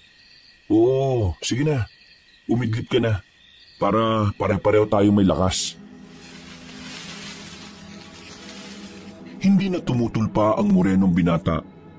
Sumandal siya sa puno ng dapdap at nagpahinga. Wala pang 3 minuto ay narinig na ni Zia ng paghilik noon kaya napaismid siya. Sana all, mabilis makatulog sa kahit anong sitwasyon. Ay, nakakaingit naman tong si Andred Tumayo ang batipunong lalaki. Pagkatapos ay nag-inat-inat siya ng katawan para mawala ang antok, pagod at gutom na nararamdaman niya. Pagkalaon ay naglakad-lakad din siya at inikot ang nasabing puno para masigurong makita kung may panganib o wala. At nang nasa kabilang parte na siya ng puno, ay biglang merong kumalsko sa harapan. Natigilan siya at napatitig sa halamang tila umuuyog-uyog. Hanggang sa may lumitaw na nilalang doon. Ganun na lang ang pagkabigla niya nang makita si Gaza na nasa anyong Kambyon Adlawan. Hindi siya kagad nakagawa ng hakbang. Natulala at nagulat kasi siya sa batang aswang. Napalunok siya habang nangingilabot ang buong katawan. Alam niya kasi kung gaano kalakas ang batang aswang. Siguradong kapag inatake sila nito ay tiyak na ang kanilang kamatayan. Kumusta, Kuya Zian? Kung kinukulit mo pa rin ako tungkol sa pagsuko ko sa kapatid ko, hindi ko gagawin yon. Patayin mo na lang ako. Patayin mo na lang kami. Pero sinisiguro ko sa iyo na hindi kami basta-basta magpapatalo. Malamang sa nabalitaan mo na nangyari doon sa 2 sa 4 mong kapwa aswang. Napatay namin sila lang walang kahirap-hirap. Anong nakakatawa ha? Natutuwa lang ako, Kuya Zian. Nakita ko kasi yung mga nangyari na yun eh. Ha? Anong ibig mong sabihin na nakita mo kami? Nakatingin lang ako sa mga nangyayari. Ano? Ano pa pinaplano mo? Bakit hindi nyo na lang kami tigilan at hayaan na lang kami makaalis sa lugar na ito? Hindi basta-basta gagawin yun ng mga aswang sa baryo. Pero hindi ko naman talaga kayo intensyon na saktan, Kuya Zian eh. Hindi intensyon na saktan? Narinig mo ba yung sarili mo? Yung ginawa mo sa amin sa kotse namin? Munti ka na kami mamatay. Ginawa ko yun para mailigtas kayo sa mga taga-baryong aswang. Kung hindi ko ginawa yun, siguradong kanina pa kayo pinagpiestahan ng mga taga sa amin. Para mailigtas kami? Kung gusto mo kaming iligtas, dapat tinulungan mo na lang kami. Hindi ko naman pwedeng gawin yun bilang anak ng pinuno ng Kambyon Adlawan. At wag mo na rin isisi sa akin ang nangyari sa inyo. Una sa lahat, ikaw ang nagpilit na ihatid ako sa baryo. Kaya kayo nakita ng mga taga sa amin. Yung tulong na ginawa nyo, binawi ko lang at ngayon naparito ko para paalalaanan ka. Totoo nga mga aswang ay hindi lumalapit sa punong dapdap. Pero ang mga sandata nila ay madali lang makalusot. Yun ang plano ng mga aswang. Kaya huwag kayong magpakampante. Habang may oras pa, umalis na kayo. Malapit na kayong makarating sa ligtas na lugar eh. Ha? Ganun ba? Salamat ha. Hindi mo kailangan magpasalamat dahil sa susunod na makita tayo, Kuya Zian, siguradong kamatayan nyo na. Huling paalala ko lang ha, pagsapit ng kalahating oras, siguradong matutuntun na kayo ng mga aswang at hindi sila kasing tangan ng mga napatay ninyo. Pagkasabing yun ay tumalikod na ang batang aswang at naglaho na lang sa dilim ng kakahuyan na parang bula. Saglit na nilamon na matinding katahimikan ng paligid. Matagal na napatanga si Zian habang tila nakatingin sa kawalan. Naantala lang siya nang makadinig ng malakas na huni ng kwago at tiyaw ng mga paniki mula sa hindi kalayuan. Dahil dito ay parang mas nadagdagan ng takot na nararamdaman niya. Kailangan ko na silang gisingin. Kailangan na namin umalis sa lugar na ito. Dali-dali niyang nilapitan ang nahihimbing na tulog na si Andred at ang nasabing binata ang una niyang ginising. Anak ng teteng. Andred, kailangan na natin magmadali. Ha? Bakit, boys? May mga nagpakita na bang aswang? Mamaya ako ni papaliwanag, pero kailangan na natin makalis sa lugar na ito sa lalong madaling panahon. Pero mas ligtas tayo dito, Kuis. Di ba pinalawanan ko na naman na kanina? Hindi ka pa rin ba naniniwala? Naniniwala ako, pero nagpakita sa akin kanina si Gaza at nasaan yung aswang siya. Mamaya ako ni papaliwanag kapag nakaalis na tayo rito. Wala nang oras dahil kalahating oras na lang. Parating na rin ng mga aswang. Dahil sa mga sinabi niyang yun, ay wala na silang inaksayang oras. Naisipan na nga rin muna ni Zia na wag nang gisingin ang nakababatang kapatid. Pinasan na lamang niya ang dalaga at saka sila nagpatuloy sa pagtahak ng masukal na daan. Habang binabagtas ang kakahuyang pinaliliwanag lang ng buwan, doon na nga sinabi ng matipunong binata ang mga sinabi ng Kambyon Adlawan. Simula sa totoong pakay nito at sa magandang balita na malapit na silang makalabas sa lugar na yon. Dahil dito ay nabuhayan si Andred. Nagmadali na nga sila habang nagmamasid-masid sa paligid. hanggang sa makarinig na sila ng malalakas na alulong ng aswang na parang ang lapit-lapit lang talaga. Huwag ka mag-alala, Kuis. Ibig sabihin ng malapit na ingin ng aswang malayo pa sila. Kung naririnig na natin ang alulong ng mga aswang, ibig sabihin lang nun na dapat na nga tayong kabahan. Tara, bilisan na natin! Nagpatuloy na nga sila hanggang sa marating ang tila tuktok ng burol. Mula sa hindi kalayuan ay nasipat na nila ang ilang kumukuti-kutitap na ilaw ng mga kabahayan. Nagkatinginan sila, nakitang-kita ang tuwa sa mga mata. Pero napawi kagad ang mga ngiting yun nang marinig ulit nila ang ungol at alulong ng mga aswang. Kumpara kanina ay medyo hindi nakalakasan ng tunog kaya nag-alala sila. Malapit na sila. Oo nga, Kuis. Bilisan na natin.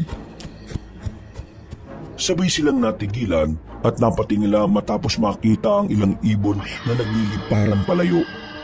At sinundan yun ng muling pag-alulong ng mga aswang na mas malayo na talaga akong pakikinggan.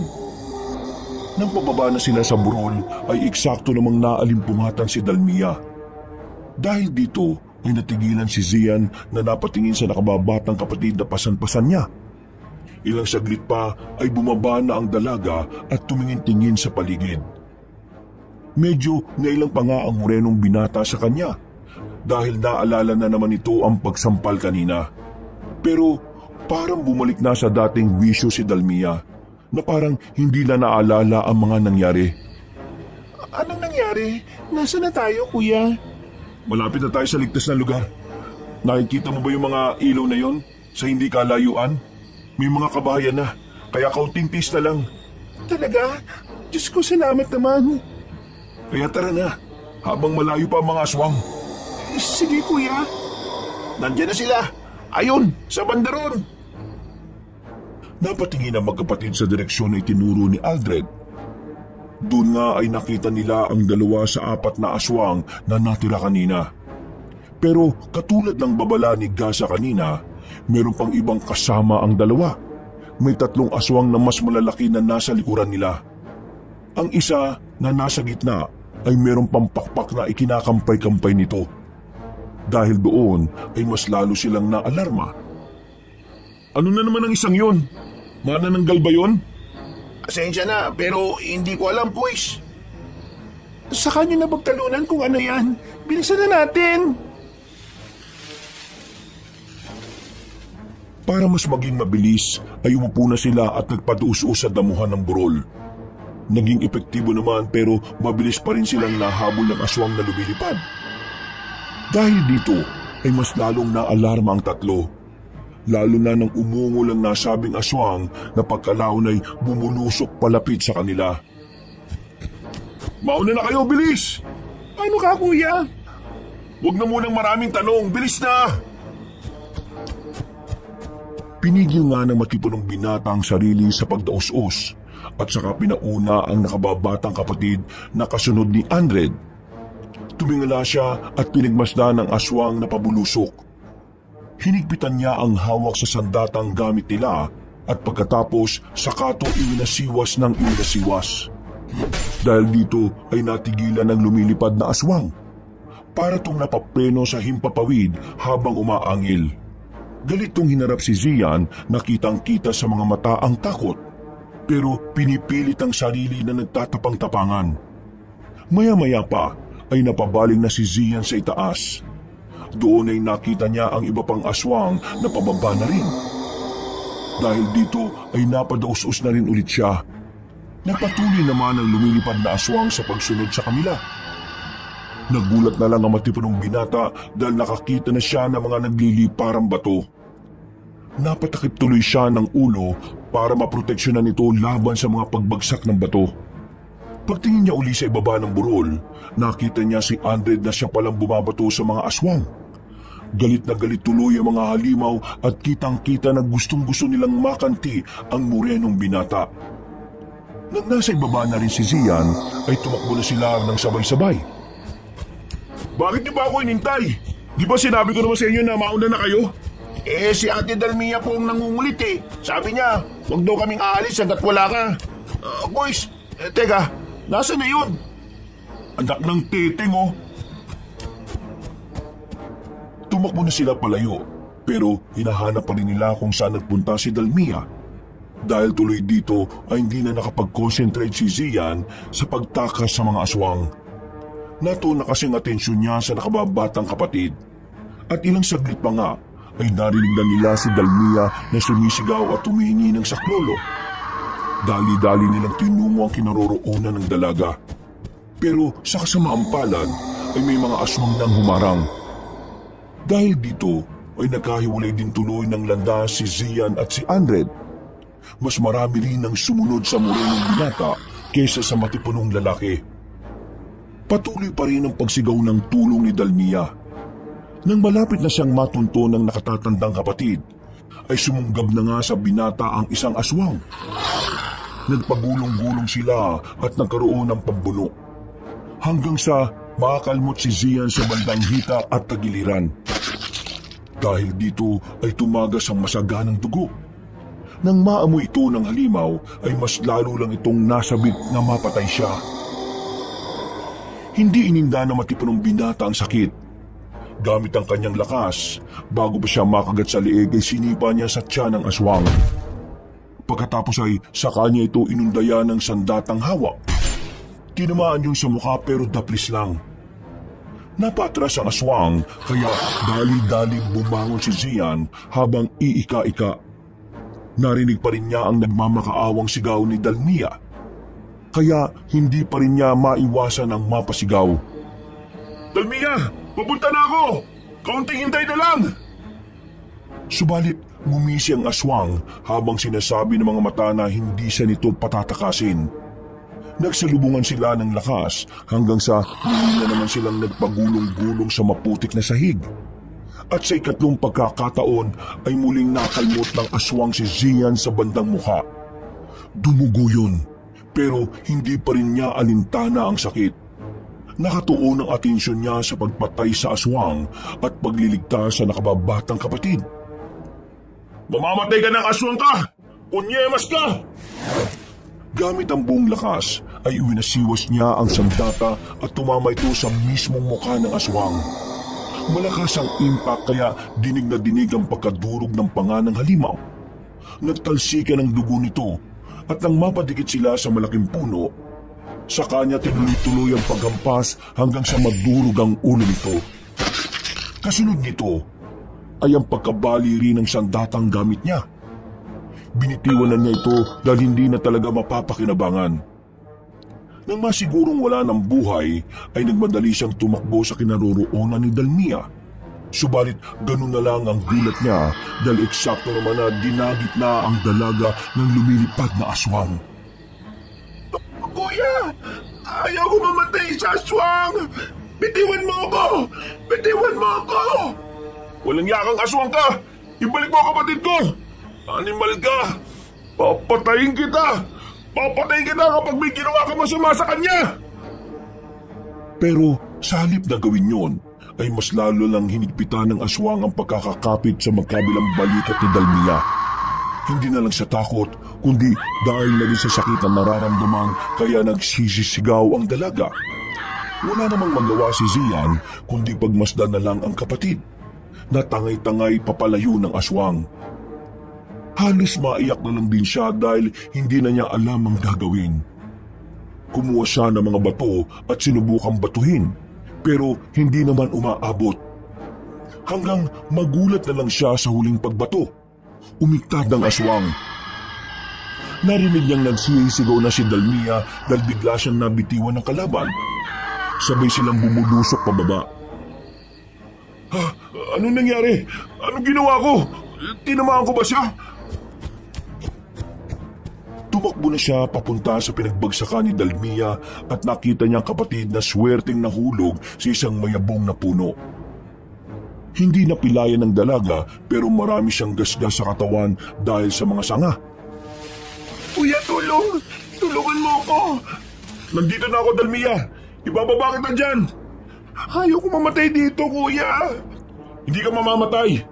Hindi tayo mamamatay dito! Malapit na tayo sa ligtas na lugar! Subalit Natigilan si Zian nang maaninig mula sa hindi kalayuan si Gaza. Ganun na lang ang gulat niya nang makita na hawak na nito sa kaliwa ang putol na ulo.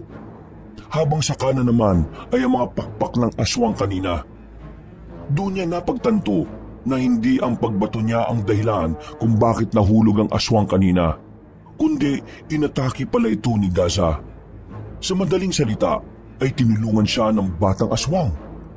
Pero sa kabilang banda ng utak niya ay nag-aalangan pa rin siya dahil naalala niya bigla ang huling usapan nila ng Kambyon Adlawan. Sa susunod na makita tayo, Kuya Zian, sigurado kamatayan na. Naloko na. Delikado ang batang aswang na to. Siguradong papatay niya na kami. Ano pang tinatayo-tayo mo dyan, Kuya Zian? Tulungan mo na si Ate Dalmia bago pa kayo marinig ng iba pang aswang na papunta rito. Ha? Hindi mo kami papatayin katulad ng sinabi mo sa akin kanina?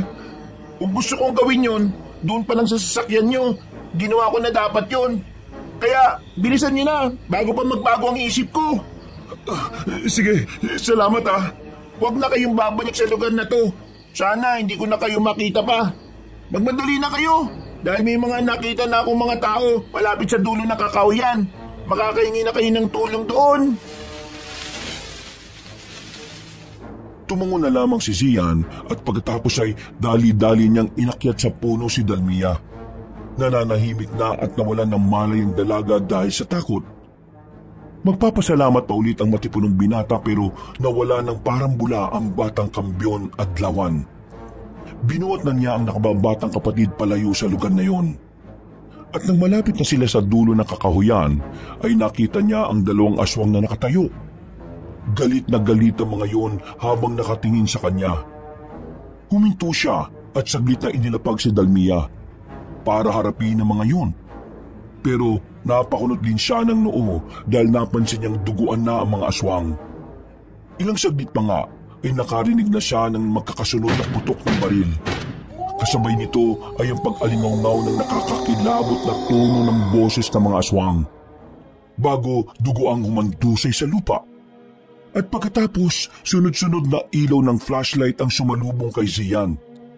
Napatakip siya ng muka dahil sa pagkasilaw. At nang marinig niya ang mga pamilyar na boses, ay doon na siya nakahinga ng maluwag. Tama nga kasi ang sinabi ni Gaza kanina, na may mga tao nang magliligtas sa kanila. Dahil dito, inilipitan niya ang kapatid at niyakap ng maigpit habang napapaiyak ng husto. Dalmia, ligtas na tayo. Ligtas na tayo. Push! Ate! Salamat sa Diyos, ligtas kayo! Salamat sa Diyos at ligtas ka rin, Andred. Akala ko nga mamamatay na rin ako eh. Nakikita ko na yung liwanag kanina. Munti ka na ako sumama pero mga flashlight lang pala yun. Akala ko langit na eh.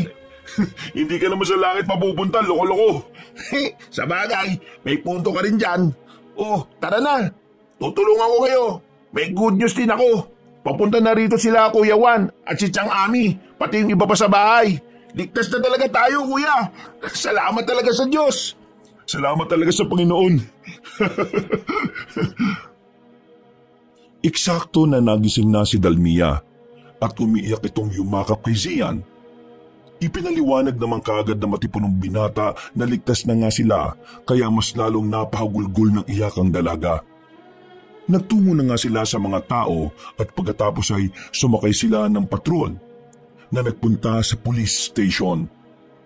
Sinabi nga nilang tatlo ang mga nangyari. Kaya umaksyon kaagad ang mga kinauukulan pagsikat ng araw.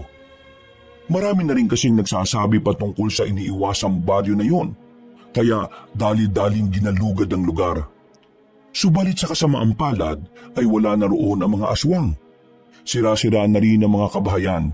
Kaya sinunog na lang ang mga ito. Hindi man nakadalo ng kasal ang magkapatid, malaki pa rin ang pasasalamat nila dahil nakaligtas sila sa kamatayan. Naunawa naman din ni Juan ang tungkol dito at nagpapasalamat siya dahil buhay ang mga pinsan niya. Nagtagal pa nga ng 1 linggo sa probinsya sina Dalmia at Zian. Nasulit din naman nila ang pag-i-stay doon kahit na puno ng trauma ang dalaga. Pag-uwi sa Maynila ay hiniling ni Zia na magpakita sa kanya si Diwa.